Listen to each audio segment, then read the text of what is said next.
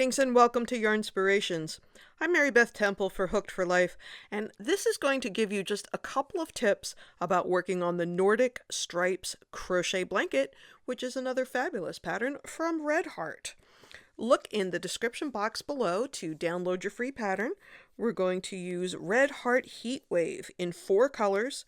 We've used Radio, Passport, Summer Night, and Sandy Shores in the photo.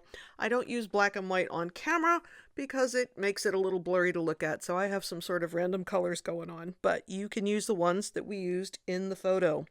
You're also going to need a size H or 8 or 5mm crochet hook or the size needed to obtain gauge. While you're down there in that description box, please like this video and subscribe to the channel for fresh content weekly on knitting, crocheting, and other yarny stuff. You can also find us on all our various social media platforms, and if you want to show us your work in progress while you're working on the Nordic Stripes or any other pattern, please use hashtag Yarnspirations so we can look at your work. Have you ever tried interlocking crochet before? It's a really interesting technique. It gives you a beautiful dense fabric, and I want to show you how we're using it in the Nordic Stripes blanket. Most of what I want to talk about in this video is the placement of the stitches in the interlocking panel, but here's a couple of other reminders. One is when you are changing colors, make sure that you make the last yarn over of the last stitch of the old color with the new color. Now I'm going to go ahead and let my yarn float up this one side instead of cutting and weaving in ends later because A, it's 2 rows. I just don't think a float is that aggressive. B, I can cover those floats over when I put on the border, and C, who wants to weave in 12 million ends. So I'm doing my last yarn over of the last single crochet of the last row with the new color. I'm going to turn and I'm going to chain 1. Oh, and in case I wasn't clear, I'm on the 5th row of the interlocking panel. The first 2 rows were single crochet, and the next 2 rows 3 and 4 were pretty self-evident. It's just single crochets and chain spaces, and I'm setting those chain spaces up because I want to work in front of them moving forward, and that is the point I wanted to talk about. So we're on the 5th row. I did my chain 1, single crochet in first single crochet, chain 2, 1, 2, skip next single crochet, which is this guy right here. Now it says working in front of C, double crochet in next single crochet 3 rows below. So we're working in front of these chains. We are not enclosing them, by which I mean both your hook and your working yarn have to be in front. I find it easier to sort of fold it a little bit, and I'm making a double crochet here. So I'm doing my yarn over. I am going in the stitch, making sure I'm in front of those chains, and then I'm going to finish my double crochet.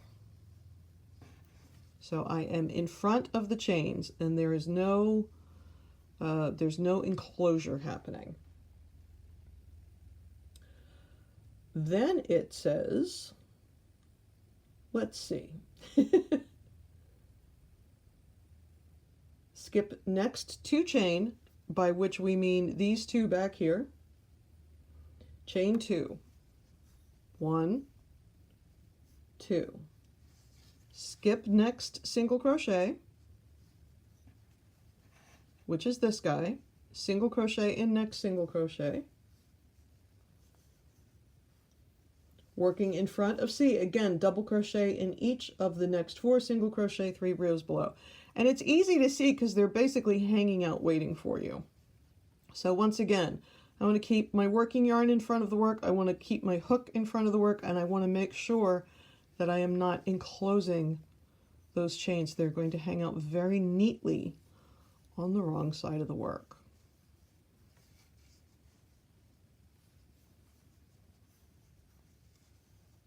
And here's number 4.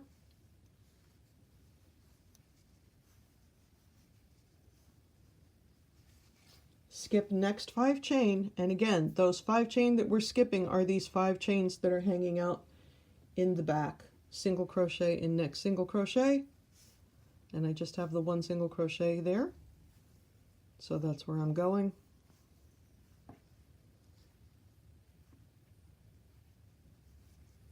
working in front of C, double crochet in each of next 4, 3 rows below. So 1,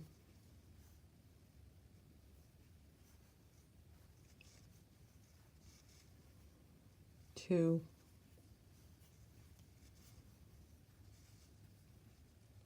3, whoops,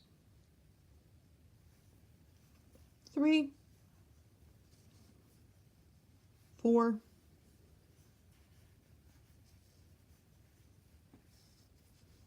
skip 5 chain, single crochet, and next single crochet. So you get the gist of it at this point. Really what I wanted to do was show you how it looks on the right side of the work.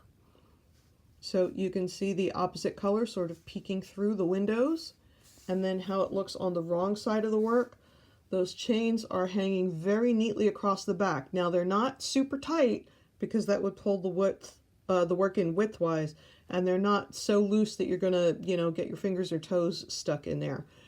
If you're having issues with the chains being too tight or too loose, that's a gauge issue, and you want to address it pretty darn quick because this is a 54 row pattern for the interlocking section, and you don't want to get to the end of row 54 and realize either that your work is crunching in or that it's sloppy looking.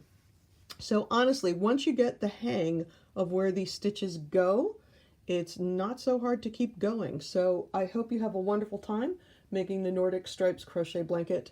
I'm Mary Beth Temple for Hooked for Life. Let us know how it goes. Show us on social media by following us, by clicking on the links below, and using hashtag Yarnspirations so we can see what's up. Please like this video and subscribe to the channel for fresh content weekly on knitting, crocheting, and other yarny stuff. And we look forward to seeing you again here real soon. Bye-bye.